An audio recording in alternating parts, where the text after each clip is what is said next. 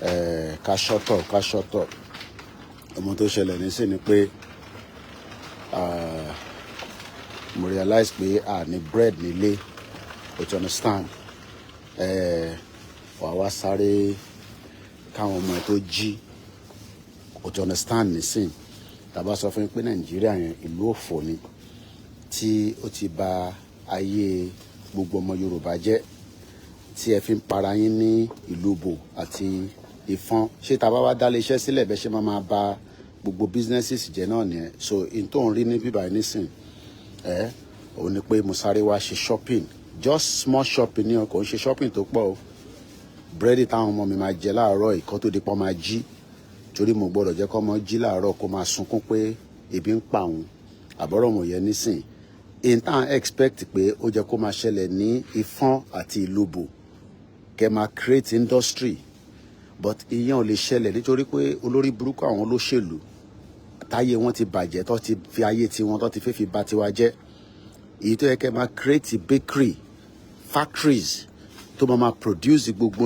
tí aráàlú need ní ìfọ́n àti ìlúbò èyí tí ẹ fi ń bára yín jà tẹ́ fi ń para yín tí ẹ sọ gbogbo communities tólúkálukú wá ń sá káàkiri ó di ọlọ́mọ ọmọọmọ gbogbo tó yẹ kí a máa create lélẹ̀ bakery gbogbo ilẹ̀ tẹ́ ń torí ẹ̀jà yẹn kẹ́ sọ di bakery kẹ́ máa create bakeries oríṣiríṣi bread oríṣiríṣi opportunities fún gbogbo aráàlú bọ̀tí rọ́ ṣe lẹ̀ ń bára yín jà bí ọmọ ọjọ́ mẹ́jọ tẹ́ ń para yín tó yẹ kí industry wà ní gbogbo Ọ̀ṣun state kọ́ṣun máa deliver gbogbo bakery products gbogbo tẹ́ ń wò níbí báyìí nísìn is a bakery line gbogbo tẹ́ ń wò pátá láti area yìí nísìn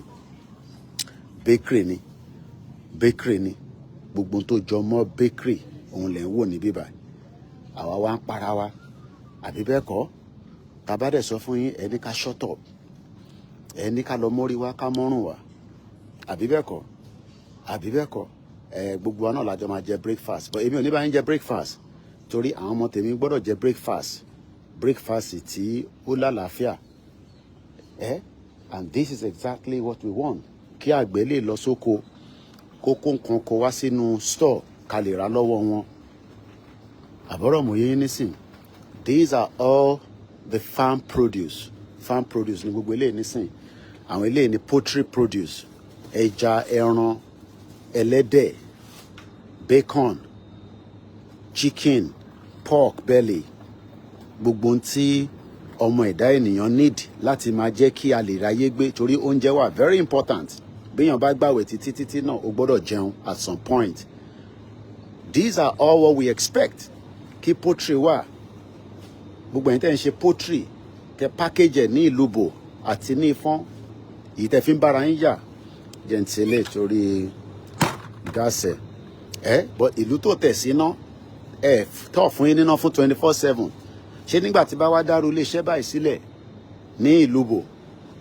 kí ló máa ṣẹlẹ̀ destroy gbogbo ẹ̀ níjọ́ kan níbi tẹ́ bá ti ń bára yín jà àbí bẹ́ẹ̀ kọ́ can you say it gbogbo ilé nísìn tomato gbogbo tó yẹ kẹ́ máa gbìn lórí àwọn ilẹ̀ yẹn kẹ́ máa fi create opportunity fúnra yín ẹ̀ ń para yín bí ọmọ ọjọ́ mẹ́jọ ẹ̀ ń para yín ẹ̀ ń jẹ́ káwọn olóṣèlú lórí burúkú white potato sórí ètò cost 7.5 kg is 3.99 gbogbo ilé tó bá lè ra ńlá o lè ra oníkékèké £1.35 this is what we expect nítorí kí ó ṣẹlẹ̀ ní gbogbo ilẹ̀ Yorùbá lélẹ̀ kí wọn náà lè jí láàárọ̀ pé jẹ́ ń sáré lọ sí store ó fẹ́ máa ginger lélẹ̀ garlic gbogbo nǹkan tó ṣe ara lóge fruit náà tún lélẹ̀ nísìn pistachio cashew nut adẹ̀ ń pariwo à ń sọ fún yín ẹ sọ pé ká shut up no problem tó bá yá gbogbo wa orí wa pé ẹ tún lọ dìbò fáwọn olóṣèlú lórí burúkú ẹ̀yin nìyá máa jẹ oníṣèlú ẹ̀yin ni ìyá máa mú ní igbá àyà kò ń ṣe mí but àwa máa sọ fún yín pé ọ̀nà àbáyọ kan tó kù òun ni pé kólúkálukú máa lọ. Èyí tá bá Nàìjíríà ṣe is more than enough. Tó bá dé ẹ̀pọ̀ tí náà ló mọ́ mú ní wàá máa rà wàá máa mú wàá máa fi ṣayé ẹ lọ. So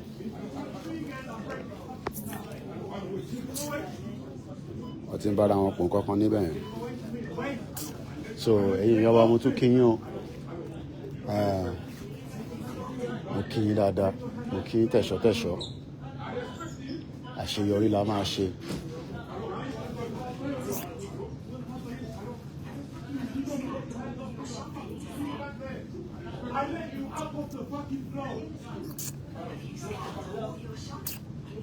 Mo kẹ́yìn yẹn wá bí ó wá jalè náà mọ̀. So ìwọ náà tètè support Yorùbá self-determination so that wàá lè máa rí oúnjẹ fáwọn ọmọ ẹ nílé àbọ̀rọ̀ mọ̀ yẹ nísìn. Ó bá support ẹ oúnjẹ ẹjọ́ kan làwọn olóṣèlú máa fún yín. Máa fún yín lóúnjẹ ẹjọ́ kan. Oúnjẹ ẹjọ́ kan ló máa fún yín.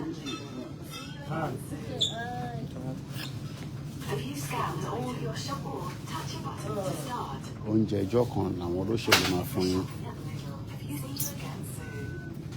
Àjọ oúnjẹ ẹjọ́ kan after ẹjọ́ kan wàá tún máa wá mí àbí bẹ́ẹ̀ kọ́. Wọ́n tún pariwo ẹ wá dìbò ẹ lọ mú PVC yín jáde.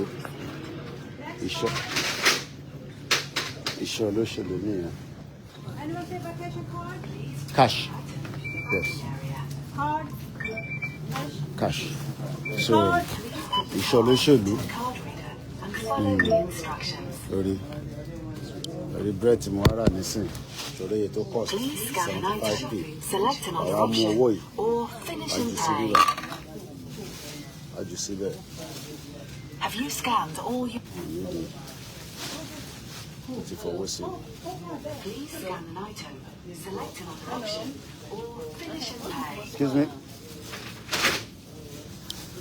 I put £2 in there. Another method of payment.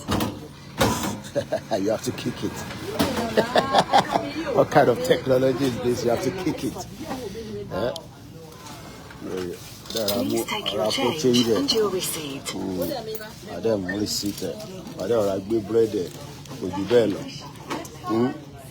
So ebi ò ní pa àwọn ọmọ nílé bó ṣe láti máa lọ náà nìyẹn.